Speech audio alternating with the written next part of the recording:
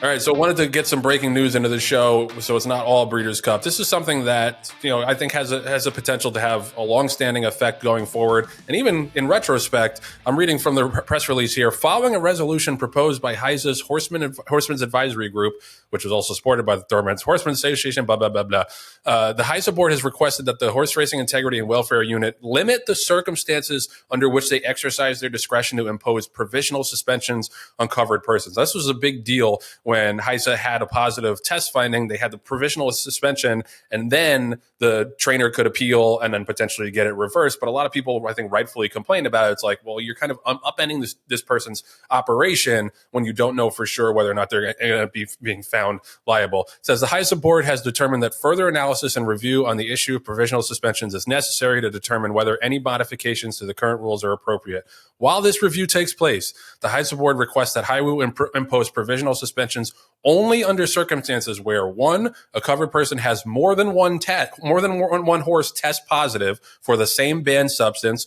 Two, a barn search leads to the discovery of the same banned substance for which the covered person is being charged under the ADMC program. And or three, the alleged violation presents a substantial risk to the integrity of racing and or the welfare of horses. That's the one that's a little vague. Consequently, all provisional suspensions that do not fall within any of these defined categories will be lifted today. That was yesterday, November 4th. So I think this is a pretty substantial adjustment to the rules. And I think a just one, because one of the big issues, and I'm going to toss it to Michelle because she knows way more about this than me, but one of the big issues just from the outside was that contamination can trigger a positive test at any time, anywhere. And if there isn't substantial evidence behind it that suggests that this was an intentional attempt to cheat, then it really doesn't make sense to throw a person's entire operation into disarray because of that one positive finding. Michelle, you're on the backstretch a lot more than either of us. What's your reaction to this news? I mean, I'm very happy that they are going to lift some of these that, would fall into the category. But also, I think all the provisional suspension is crazy. Now, I feel like we do need a little bit more of an accelerated program because right now there's guys that got bad tests in the beginning of summer and we haven't even heard anything about it that we know are floating around out there. So does it need to be 6-7 months down the road? No, but can you figure this out and get the split sample back and get it done within 30 days? Sure. I think that there's a nice middle market there, right? But this, the last little tidbit right there is basically just an umbrella for anything that they want to say is nefarious, right? If it would validate the, integrity of the sport. So you could really say anything would do that. So that just kind of gives them the leeway to extend that arm wherever they want it. Also, I do feel like if you're having a whole string of horses test positive for something, to me, that is most likely contamination. So in that instance where it would be contamination, then all of a sudden you are still being provisionally suspended immediately. Right. So I don't know. It still sounds really imperfect to me. John? I think that there's two things going on here. Number one is that HISA heard, that there was an issue or issues with the law of the land, and they're making updates and changes to try to accommodate for that. So in that sense, it's a very, very good thing. I think they're also looking at their own rules and how they're being enforced.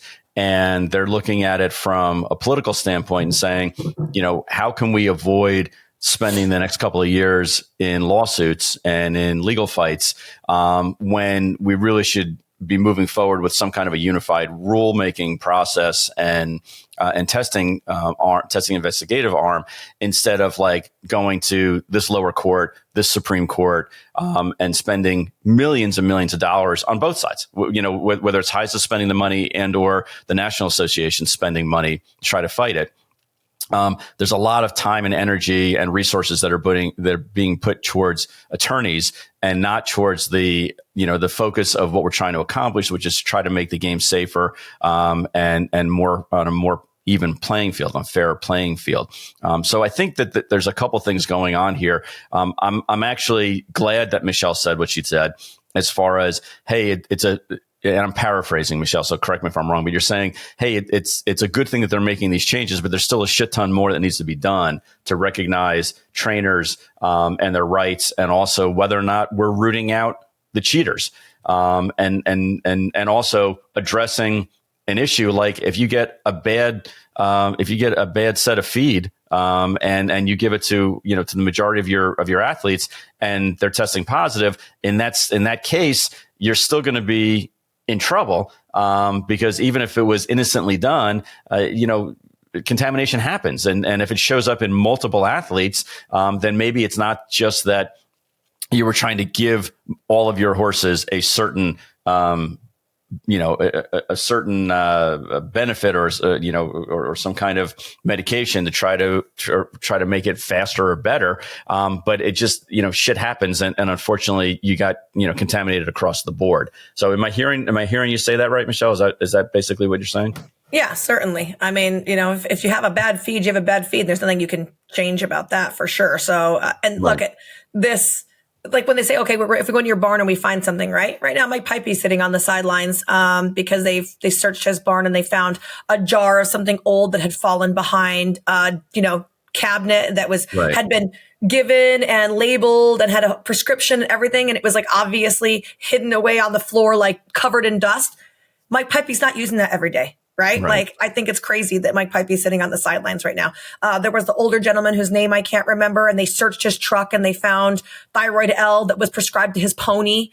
And, he lost all his horses and he was sent away and didn't have the money to fight. And, they're borrowing money to even survive because we took away his whole livelihood over this. Like, there has to be at some point where you're being logical and you're like, hey, this was either an accident or an oversight. This guy is not taking his pony's one little jar of thyroid L and dosing his whole barn with it, right? He wins at 4%. So come on, that's not happening. Let's be logical. And I think that it's just some of the logic that is missing with some of these, like, and they want to, I don't know, are they supposed to be celebrating that we've found cheaters when it's like situations like that?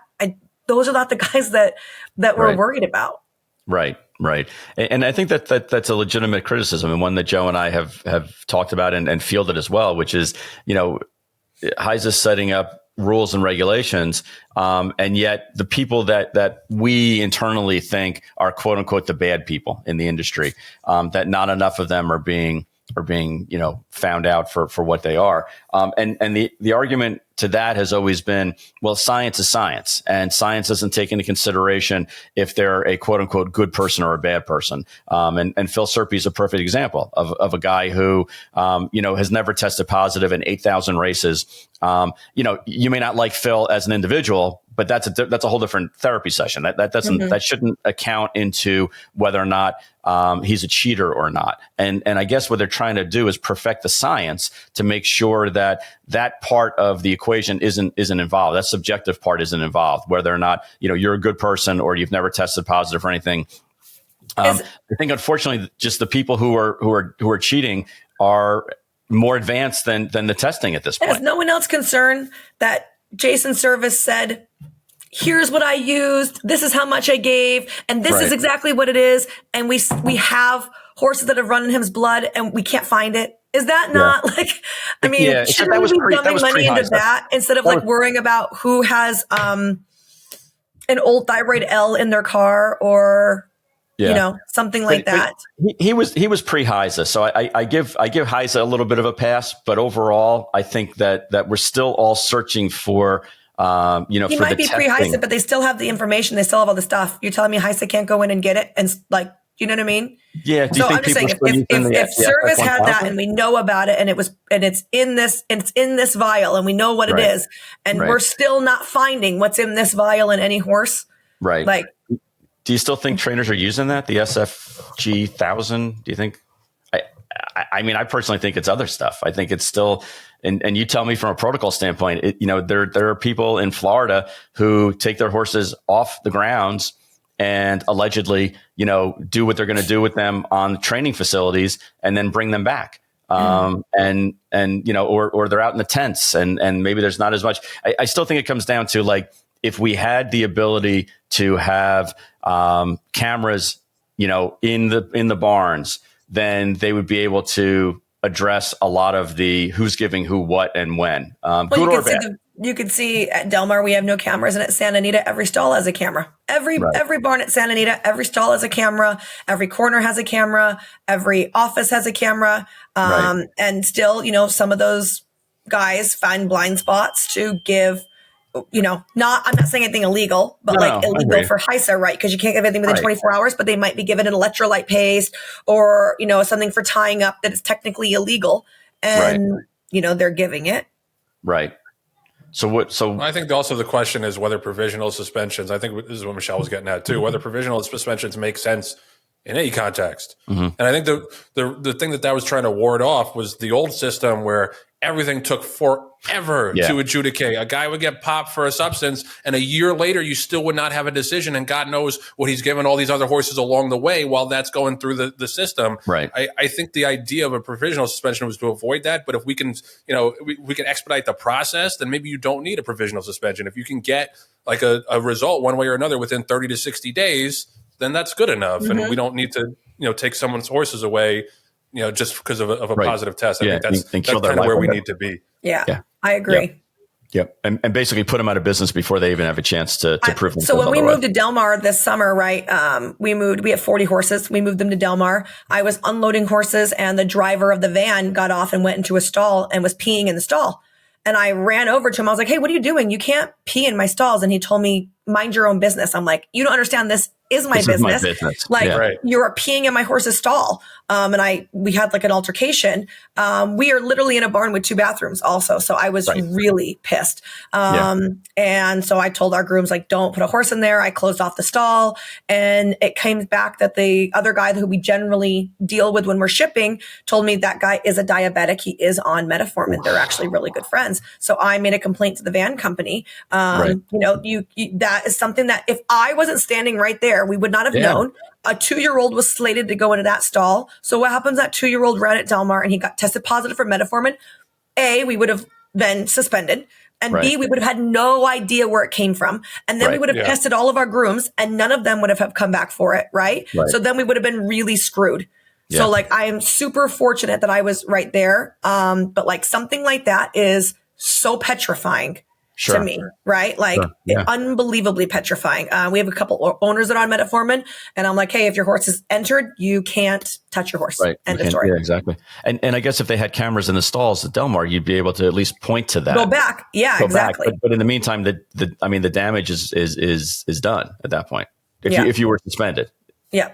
Yep, exactly. And then your reputation. We're not rich by any means, so we're not going to be able to sit here and be like, "Hey, we're going to fight all of this." Right? Ryan doesn't even have an assistant, so like we couldn't even put our horses in our assistant's name like other trainers can. You know what I mean? Like it would be a huge disruption on something that was completely outside of our control. Right. Yeah. All right, that was a great show. Michelle Yu, thank you so much for coming on and joining us and giving us your Breeders' Cup tidbits and all of your thoughts about the state of the industry as a whole. You are a great third host. Oh, you're so welcome. I'm glad that you enjoyed it. You are welcome back anytime, even in place of my sidekick, maybe at some point. You can catch Michelle on the Santa Anita broadcast. You can catch her on NBC Sports. She's a contributor for Sportsline. She's the Michelle Yu on Twitter. Great talking to you. Thanks, guys. Thanks, my Swifty hands. Beautiful.